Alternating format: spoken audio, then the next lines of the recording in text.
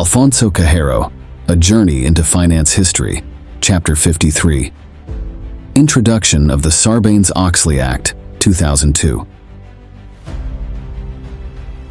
The 1990s was a golden era for American corporations. Stock prices soared, and the economy flourished. Everywhere you looked, companies were reporting record profits, and Wall Street was thriving. But beneath this glittering surface lurked a dark reality. Financial scandals were brewing, scandals that would eventually shake the foundations of corporate America. Enron, WorldCom, Tyco, these names would become synonymous with deceit and corporate malfeasance. Enron, once a darling of Wall Street, was the most shocking of them all. The energy giant had been involved in hiding debt and inflating profits through complex accounting tricks. Investors lost billions, employees saw their retirement savings vanish, and trust in corporate governance hit rock bottom. Arthur Andersen, one of the world's top 5 accounting firms, was implicated in the Enron scandal. The firm's auditors had overlooked, if not directly contributed to, the fraudulent activities. As Enron's accounting firm, Arthur Andersen had signed off on financial statements that were wildly inaccurate. The public was outraged. How could these companies get away with such egregious misconduct? It was clear that the system designed to ensure corporate accountability had failed. The stock market took a hit, and investor confidence plummeted. People demanded answers and, more importantly, a solution to prevent such a catastrophe from happening again. The U.S. Congress could not ignore the cries for reform. Lawmakers began to discuss the need for stronger regulations to hold companies accountable and restore faith in the financial system. In the midst of this chaos, 2 men stepped forward with a plan to revolutionize corporate governance: Senator Paul Sarbanes of Maryland and Representative Michael Oxley of Ohio. These 2 legislators were determined to create a law that would enforce stricter oversight of financial reporting and hold executives accountable for their actions. They knew that restoring trust in the markets required bold action and comprehensive legislation. Thus, the Sarbanes-Oxley Act was born.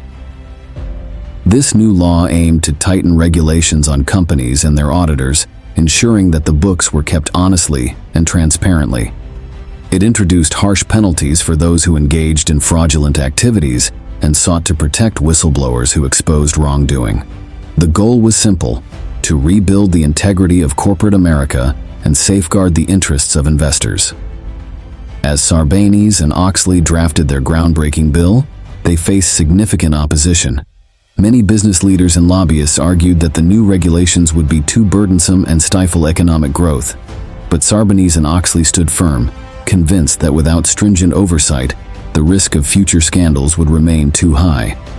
The Sarbanes-Oxley Act, often referred to as SOX, was signed into law by President George W. Bush on July 30, 2002.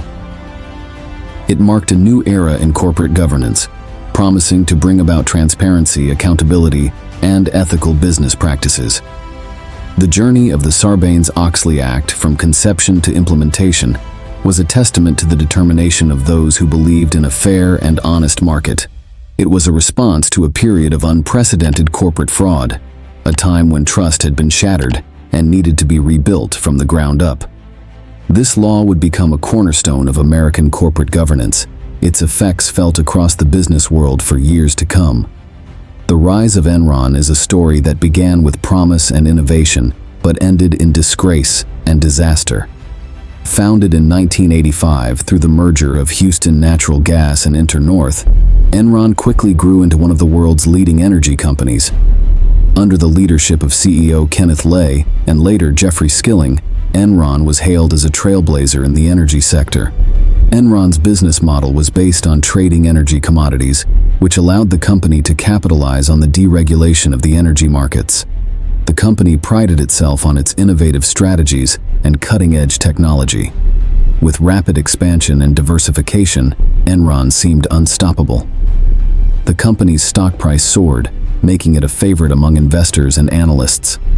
However, beneath Enron's polished exterior lay a web of deceit. To maintain its image of constant growth and profitability, Enron engaged in a series of complex financial maneuvers that hid its mounting debts and exaggerated its profits.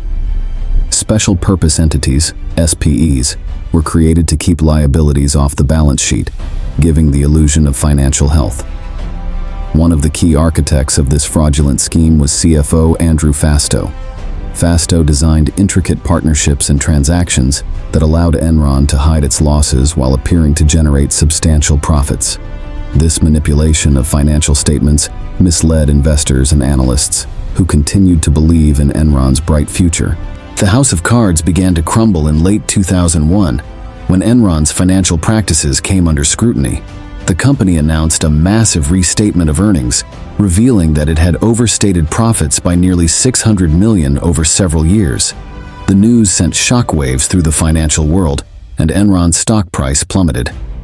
As investigations unfolded, it became clear that Enron's collapse was not just a result of bad business decisions, but of deliberate fraud. The Securities and Exchange Commission, SEC, launched an investigation, and a series of high-profile resignations and indictments followed.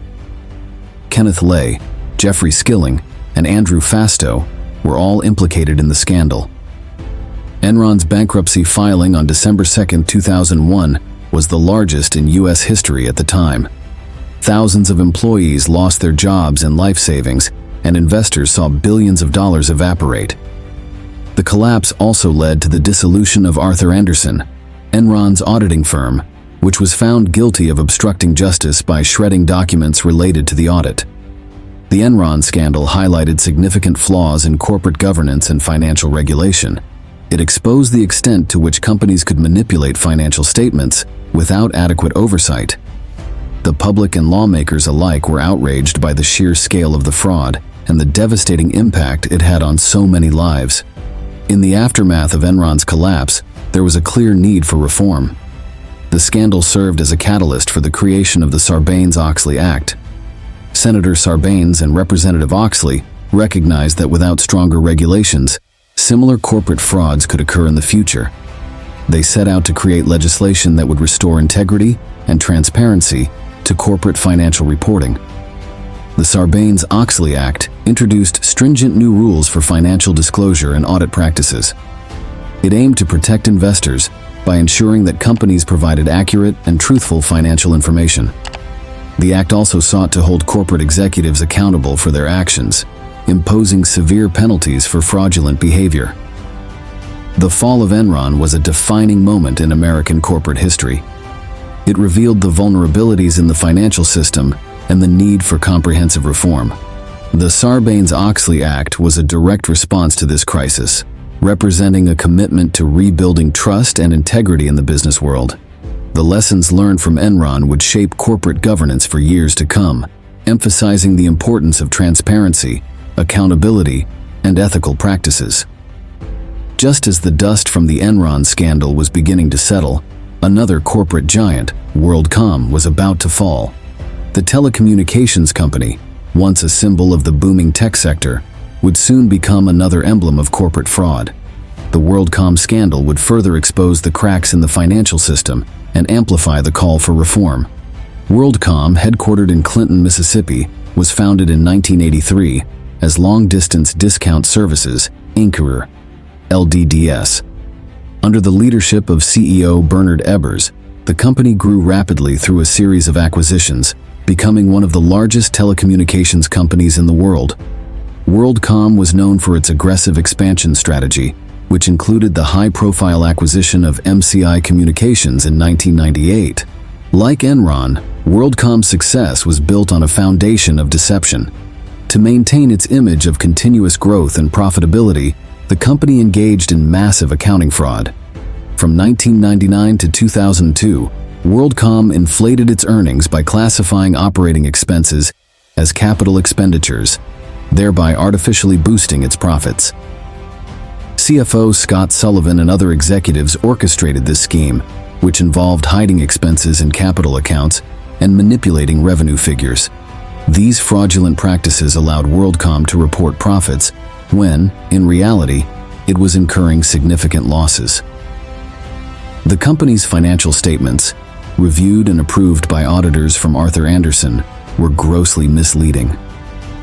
The scandal came to light in June 2002. when internal auditors discovered $3.8 billion in fraudulent entries. WorldCom was forced to restate its financial results, admitting that it had overstated earnings by over $11 billion. The revelation shocked the financial markets, and WorldCom's stock price collapsed. On July 21, 2002, WorldCom filed for bankruptcy, marking the largest bankruptcy in U.S. history at that time, surpassing Enron's record from just a few months earlier. The fallout was catastrophic. Thousands of employees lost their jobs, investors lost billions, and the reputation of the telecommunications industry was severely tarnished.